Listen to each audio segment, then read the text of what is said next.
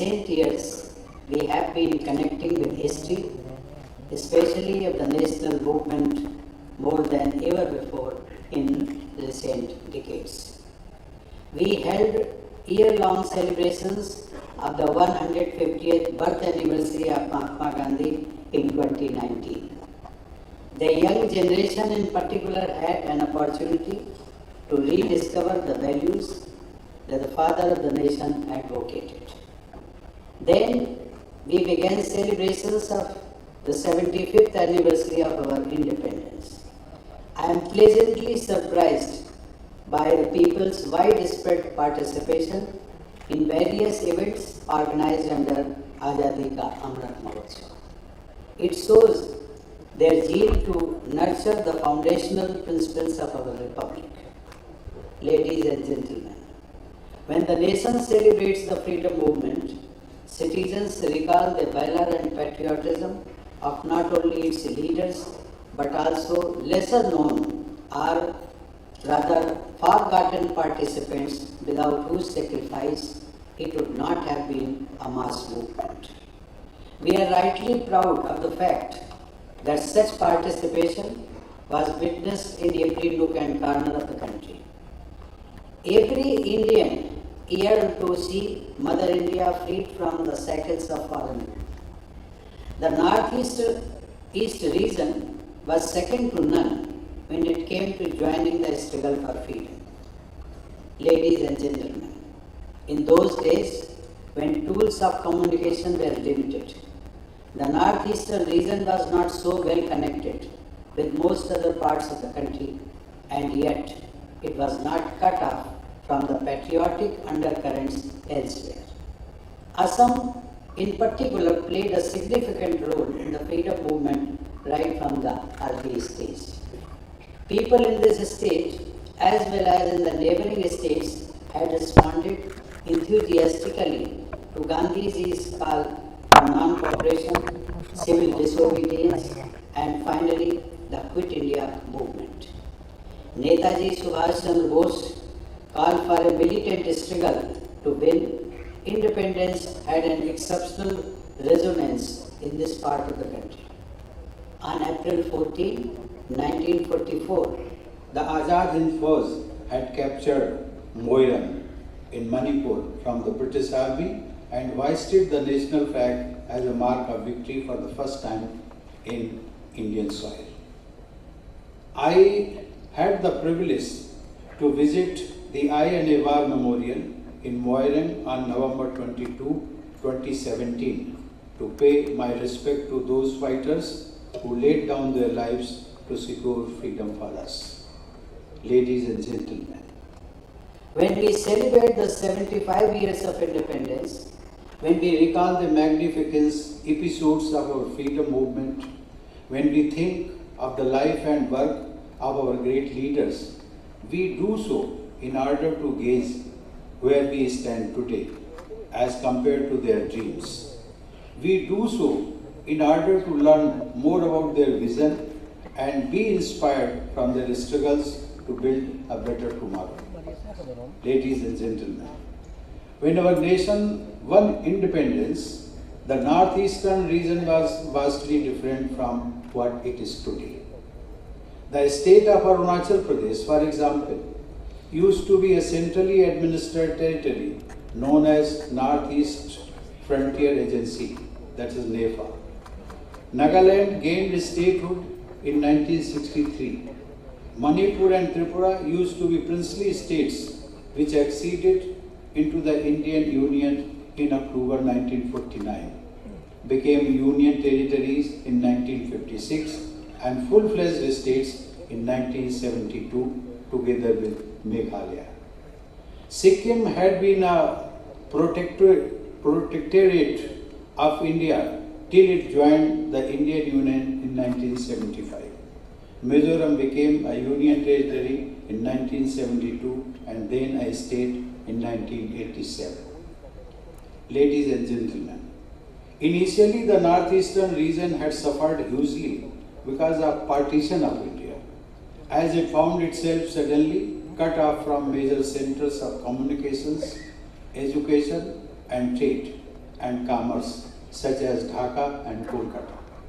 The only corridor connecting the northeast and the rest of the country was a narrow strip of land in the north of West Bengal, making it challenging to support developmental initiatives in the region. Yet, we have diligently worked to overcome the challenges of geography. During the last 75 years, the Northeast has made significant progress on a variety of parameters. Road, rail, airways and waterways. Connectivity has grown exponentially during the past few years. Railheads are reaching places where they are most required. All state capitals will eventually be connected by rail. Interstate and intra-state air connectivity is now a reality with many airports operational and smaller aircraft connecting these capitals. Electricity supply has also reached the villages that were left out so far. I was literally bowled over by the beautiful landscapes, serene surroundings, and industrious people of each state of the Northeast, which I visited during my campaign for the presidential election way back in 2017. Ladies and gentlemen, the Northeastern region is the natural gateway for India to Southeast Asia and beyond. With over 5,300 kilometers of international borders with several neighboring countries, it has significant strategic value. With the launch of the Look East policy, or LEP, the security-centric approach towards neighbors in the East gave way a prioritizing of economic issues for benefiting from the common potential for economic growth across the region.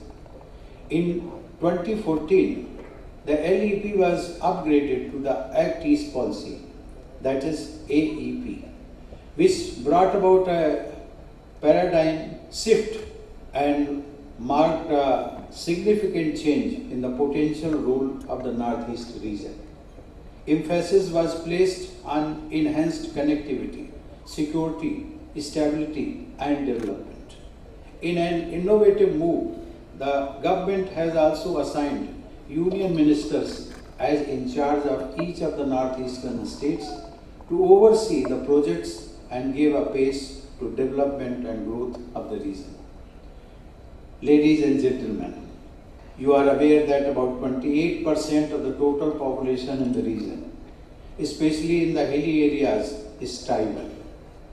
If Assam is not counted, 60% of total population of the remaining 7 states constitute tribal population. The region is home to at least 133 of the total 705 scheduled tribe groups identified in India. Many distinguished luminaries have emerged from among these tribals and other ethnic communities. I am happy to learn that efforts are on to preserve the cultural richness and linguistic uniqueness of the smaller tribal communities. The northeastern region has immense inherent strengths. What it offers in terms of tourism, horticulture, handloom, and sports is often unique. The whole country feels proud when sportspersons from this region step up to the podium to earn medals for India in the Olympics and other international competitions. Efforts are needed now to place the northeastern states on par with the industrially advanced states so that more jobs are created here. Recognizing this need, the government is working with the states to improve their ease of doing business parameters and to facilitate the flow of private investments into the Northeast. These efforts are starting to bear fruit. I am told that here in this city, a state-of-the-art manufacturing hub is being developed next to the international airport. Global leaders in electronics and IT manufacturing are expected to set up their facilities here. When climate change has emerged as the greatest challenge before humankind, careful planning and efforts will be needed in the years to come to preserve the rich ecological heritage of the Northeast. This region is part of the Himalaya and Indo-Burma biodiversity hotspots, the two of 25 such hotspots in the world. Development choices for the region must therefore integrate relevant strategies for natural resource management, green industrial and infrastructure development as well as sustainable consumption patterns. Ladies and gentlemen, with Azadi Ka Amrit Mahotsav, we are now moving into the Amrit Kal, that is the final quarter of the first century of independence.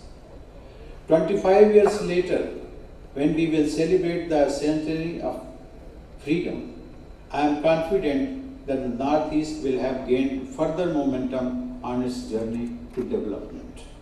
With greater physical and IT connectivity, improved health and education facilities, increased trade and growing economy, the region will surely have emerged as an engine of growth for the entire country.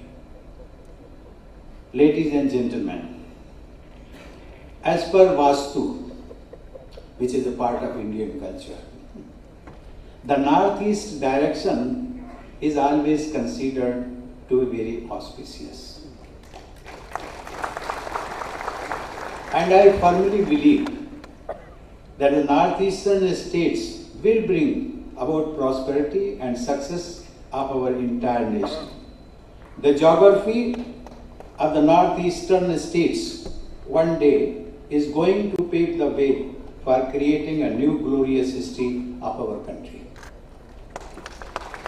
My best wishes to all of you for this transformational journey. Thank you. Jai Hind. महोदय, आपके ज्ञानवर्धक शब्दों के लिए बहुत बहुत धन्यवाद। देवियों सज्जनों, अब हम राष्ट्रगान के साथ इस कार्यक्रम के समापन की ओर अग्रसर होंगे। My humble request to all present to kindly rise for the national anthem.